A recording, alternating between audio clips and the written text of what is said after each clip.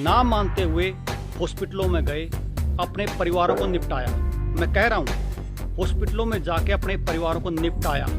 नहीं माने जो बचे वो या तो सारी उम्र के लिए रोगी हो गए या बचे तो जीवन भर अब दवाइयाँ खा रहे हैं। गायों को जब भी समस्या जो आ रही है उसमें उस पर जो शरीर पे जो है वो उस पर कुछ निशान हो रहे हैं, वो पहले ही जो एलर्जी की समस्या है उसको बढ़ाने का काम कर रहे हैं, या जिसको नहीं है उसको ताकि एलर्जी की समस्या आ जाए।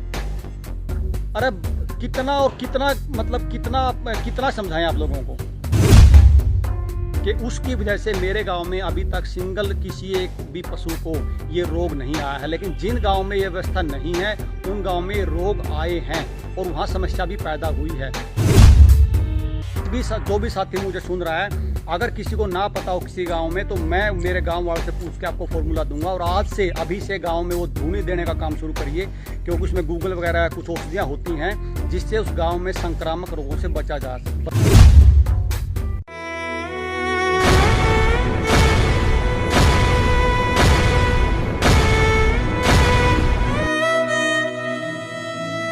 नमस्ते साथियों, वंदे मातरम, भारत माता की जय, जय गौ मां। साथियों, राजू भाई अमर रहे, जय आयुर्वेद। साथियों, बड़ा दुख हुआ कि आज मैंने सुबह वीडियो देखी थी और उस वीडियो में कुछ साथी गायों पे स्प्रे कर रहे थे ट्रैक्टरों से। मुझे समझ नहीं आ रही, 2 साल से भी ऊपर का टाइम हो चुका है। इस 2 साल के टाइम में एक बार कुछ साथियों से निवेदन करूंगा, तब तक एक बार कुछ इसमें शेयर कर ताकि कुछ साथी जुड़ जाएं। सबसे निवेदन करूंगा एक बार अपने साथियों को जोड़ लीजिए इसमें, क्योंकि विषय जो है वो गाय का है। और गाय का क्या, जो अभी 2 साल से जो ड्रामा चल रहा है उसका अगले पार्ट पे बात करनी है कि उसका अभी जो पार्ट शुरू हो चुका है उसका असल में है क्या, पूरा मामला क्या है, हमें क्या उसमें अनुभव हुआ। कोई साथी को अगर मेरी बात गलत लगे, अगर कोई साथी आयुर्वेद का मुझे देखे तो मुझे ज़रूर बताए जहां मेरी गलती हो। ये मैं मतलब कुछ आयुर्वेद से और कुछ अपना जो गायों पे अभ्यास रहा है उसके विषय को लेकर बोलूँगा। फिर भी कहीं मेरे से त्रुटि हो तो मैं क्षमा चाहूँगा, और कोई साथी मुझे ठीक कर सकता है उस त्रुटि को, मुझे फ़ोन करके बता सकता है। साथियों, पिछले 2 साल से जब हमने शुरू में इस विषय पे बोलना चाहा, आप मुझे समझते रहना कि मैं किस विषय की बात कर रहा हूँ, क्योंकि वीडियो में मैं उसका नाम नहीं ले पाऊंगा, आप मुझे समझ जाना।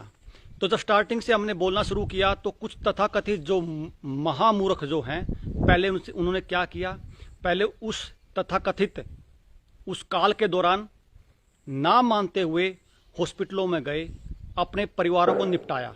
मैं कह रहा हूँ, हॉस्पिटलों में जाके अपने परिवारों को निपटाया।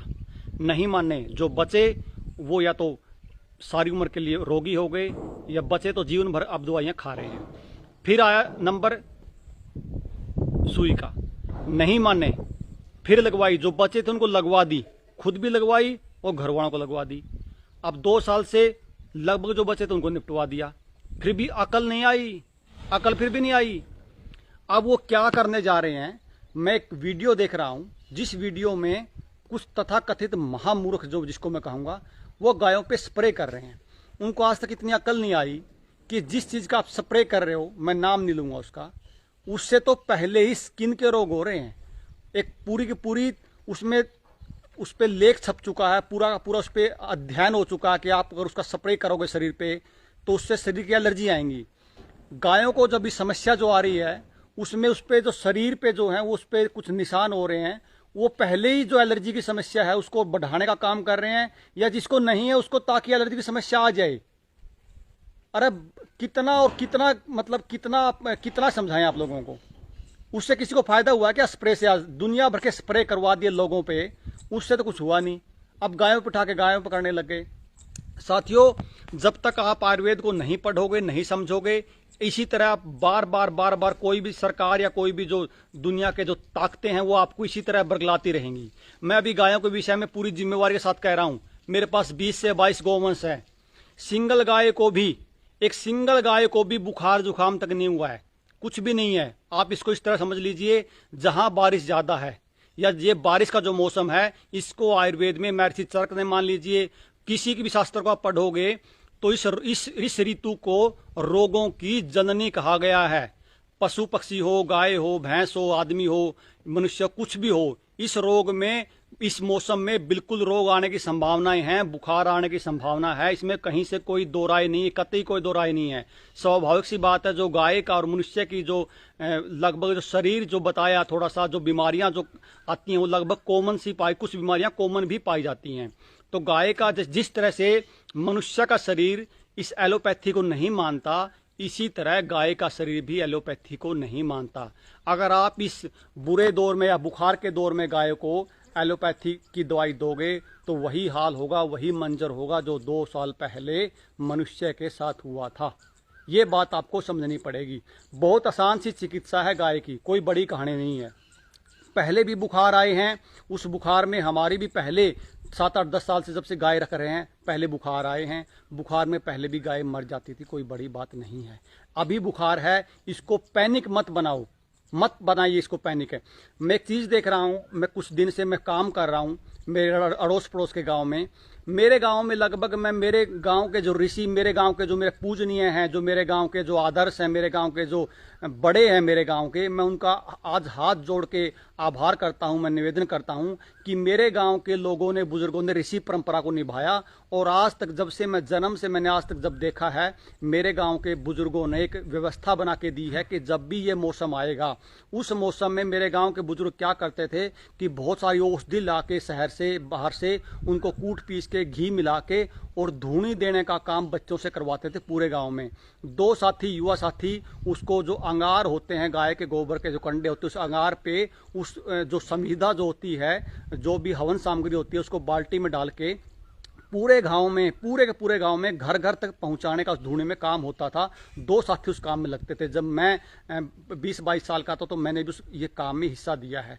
मुझे भी उस समय ये नहीं पता था कि इसका मतलब क्या है, लेकिन आज मुझे समझ में आया। मैं उन आत्माओं को, मैं उन जो साथी मेरे काम करते हैं, मैं उनको प्रणाम करता हूँ कि उसकी वजह से मेरे गाँव में अभी तक सिंगल किसी एक भी पशु को ये रोग नहीं आया है। लेकिन जिन गाँव में ये व्यवस्था नहीं है, उन गाँव में रोग आए हैं और वहाँ समस्या भी पैदा हुई है। एक तो हमें इन चीज़ों को समझना पड़ेगा कि बीमारी आए ही ना, उसके लिए गांव-गांव में इस तरह के, अगर जिन गांव में समस्या नहीं आई है तो किसी भी पुराने व्यक्ति से, किसी बुजुर्ग से पूछिए कि पहले धूनी किस चीज़ की देते थे, पहले किन किन औषधियों किस मौसम में धूनी दी जाती थी, क्योंकि उन बुजुर्गों को पता था कि इस मौसम में इस तरह के बुखार, वायरस, बीमारी आ सकती है। कितने महान ऋषि परंपरा के हम निवासी हैं और हम कहाँ मूर्खों की तरह इन सफरों में फंसे हुए हैं। मुझे समझ नहीं आ रही। जो करना चाहिए था उसको बंद कर रहे हैं, जो नहीं करना चाहिए उसको कर रहे हैं। और इसकी आड़ में अब जो खेल जो चलेगा, आप खेल समझना, इसकी आड़ में जो खेल चलेगा वो वही चलेगा जो मनुष्य जाति के साथ हुआ है।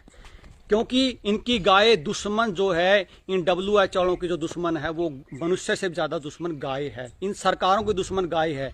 क्योंकि जब तक गाय किसी धर्म की नहीं है, गाय किसी जाति की नहीं है, गाय किसान की है, गाय हिंदू, मुसलमान, सिख, ईसाई सबकी है। क्योंकि गाय अर्थव्यवस्था से जुड़ी है।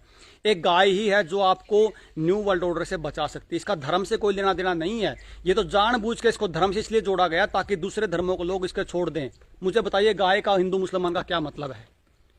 कोई मतलब नहीं है। गाय को जानबूझ के हिंदू का इसलिए बनाया ताकि दूसरे जो धर्मों के लोग इसको छोड़ दें। ये तथाकथित जो हिंदूवादी जो लोग हैं, इन्होंने गाय को जानबूझ के ऐसे झूठे प्रचार किए गए। इसका झूठा, इसको इतना बिना बात, कुछ चीजों में खामखा बिना बात इसका महिमा, बिना विज्ञान के महिमा मंडित किया गया। वैज्ञानिक पक्ष पे कभी बात नहीं की, लेकिन जो ओल कपोल कल्पनाएं थी वो सुनाई गई, जिससे इससे आम आदमी दूर हो गया। साथियों, ये गाय तो कृषि का विषय थी, गाय तो खेती का विषय थी, गाय कभी धर्म का विषय रही ही नहीं। तो इसका गाय का धर्म से कोई लेना देना नहीं है। तो मैं निवेदन करूंगा, जो भी साथी मुझे सुन रहा है, अगर किसी को ना पता हो किसी गांव में, तो मैं मेरे गांव वालों से पूछ के आपको फॉर्मूला दूंगा। और आज से, अभी से गांव में वो धूनी देने का काम शुरू करिए, क्योंकि उसमें गूगल वगैरह कुछ औषधियां होती हैं जिससे उस गांव में संक्रामक रोगों से बचाया जा सके। मैं मेरी गौशाला में भी धूनी वगैरह काम करता हूं, गूगल की, नागरमोथा की। इसमें पंचकोल का चूर्ण बहुत महत्वपूर्ण बताया कि पंचकोल का चूर्ण बहुत महत्वपूर्ण है इस मौसम में। तो पंचकोल में जितने चूर्ण आते हैं, पंचकोल में आप गायों को खिला सकते हो चारे के साथ में। इसमें अग्नि बढ़ाने का काम करना चाहिए। जिस तरह मनुष्य की अग्नि बढ़ाई जाती है, इसी तरह आप गायों की अग्नि बढ़ा सकते हो। आप अगर लस्सी, आपके पास छाछ हो ताजी, तो उसमें सेंधा नमक डाल के गायों की अग्नि बढ़ा सकते हो, काला नमक डाल के। तो आपने गायों की चिकित्सा पे काम करना पड़ेगा। सरकारों के बहकावे में आके जो खेल सरकारों ने, WHO ने जो खेल मनुष्य जाति को मिटाने के लिए खेला था 2 साल पहले, उसकी आड़ में जो ये लगाई थी, यही काम अब गायों के साथ होना है। और तथाकथित बुद्धिजीवी महामूर्ख आदमी जिसको अभी तक भी अकल नहीं आई, अपने परिवार खो दिए, अपने बच्चों का करिया मतलब अपने बच्चों का मरिया मेट कर दिया लगवा लगवा के, अब भी अकल नहीं आई। अब भी सरकारों के मतलब कोई कांग्रेस का, कोई बीजेपी का, कोई फलाना का, कोई धिकड़ा का, अब भी मतलब उनको ये लग रहा है कि सरकारें तो बड़ी अच्छी हैं, सरकारें तो बड़ी अच्छी हैं, अपने पूरा परिवार का सत्यानाश करके बैठ गए। लेकिन अकल के दुश्मनों को अकल अभी भी नहीं आई, आएगी भी नहीं, ये बता रहा हूं, नहीं आएगी। तो अपनी गायों को, अपने परिवार को बचाना है तो आपको उसी परंपरा, सनातन परंपरा, ऋषि परंपरा में जाना पड़ेगा, आपको उसी परंपरा में जाना पड़ेगा। मैं गायों के बीच में रहता हूं। किसी को ये लगे कि गायों में जो रोग आया है ये संक्रामक है, फलाना, कोई संक्रामक रोग नहीं है, कोई एक दूसरे को नहीं फैलता, ना इससे मनुष्य में आता है, ना मनुष्य को डरने की जरूरत है। ये सामान्य बुखार है, इसके बुखार की चिकित्सा करिए। मैंने 4 व्हाट्सएप नंबर दे दिए हैं, इन चारों व्हाट्सएप पे निवेदन करूंगा, फोन ना करके व्हाट्सएप करिए। किसी गाय को समस्या आती है, पैनिक मत बनाइए। हो सकता है कि बुखार में कई बार व्यक्ति भी गुजर जाता है, हो सकता है 10 गाय में से एक गाय भी मतलब परमात्मा ना करे गुजर जाए, लेकिन पैनिक नहीं बनाना। इस चीज को फेसबुक पे, व्हाट्सएप प्रचार ना करके इसके सोल्यूशन पे बात करिए। कोशिश करिए पहले बुखार आए ही ना, बुखार आ जाए तो क्या करना है, उनके गायों को बीच में रख के करना है। घबराना बिल्कुल भी नहीं है। ये सिर्फ और सिर्फ एक ही एजेंडा है कि इनको किसी तरह ठोक दिया जाए। ठोकने के बाद आपकी गाय पूरी तरह से बर्बाद हो जाएगी। ना वो हो सकता है वो प्रजनन भी ना कर पाए, हो सकता है उसको इतने रोग हो जाएं जिस तरह मनुष्य को हुए हैं, उसके बाद पछताने के अलावा कुछ नहीं लगेगा। मैं खासकर राजस्थान, गुजरात के साथियों से निवेदन करना चाहूंगा, ये जो आपके जो स्प्रे का जो आपके ये जो खेल चल रहा है, मेरे पास बहुत सारे फोन आ रहे हैं, इनको चेतावनी दे दीजिए। जो आज गाय के साथ ये काम कर रहे हैं, जो लोग, तथाकथित लोग, जो कुछ तनख्वाह के मारे, अगर समय आई और ताकत आई तो इन लोगों को बख्शा नहीं जाएगा। इनको बता देना, ये जो आज इनके एजेंडे पे जो काम कर रहे हैं, जो भारत के होते हुए भी जयचंद इन गायों के बिना बुद्धि के इन गायों का विनाश करने पे तुले हैं, इनको चेता देना। जिस दिन ताकत में होंगे एक एक का हिसाब लिया जाएगा।